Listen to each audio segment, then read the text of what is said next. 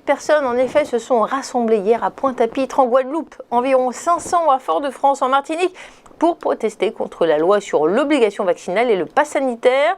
Le débat sur le pass sanitaire et l'obligation vaccinale des soignants est virulent en Guadeloupe, où le taux de vaccination reste relativement faible, avec moins de 44% des adultes primo-vaccinés, et où des actions de sabotage dans des établissements de santé ont été dénoncées par les autorités sanitaires.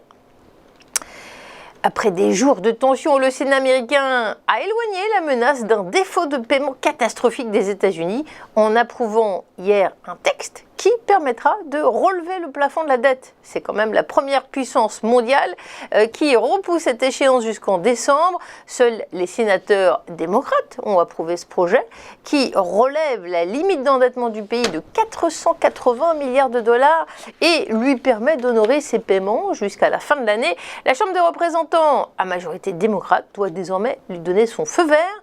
Le vote aura lieu mardi. On reste sur le volet international. En Pologne, le tribunal constitutionnel se prononce contre la suprématie absolue du droit de l'Union européenne. La Cour a déclaré que certains articles du traité de l'Union européenne étaient incompatibles avec la constitution polonaise. La Pologne et l'Union européenne sont en effet en désaccord sur des réformes judiciaires introduites par le Parti conservateur nationaliste au pouvoir, droit et justice. Selon Bruxelles, ces menaces sont un problème pour la démocratie et l'état de droit dans ce pays. Cette décision historique pourrait menacer le financement par l'Union européenne du pays, voire son appartenance à l'Union européenne.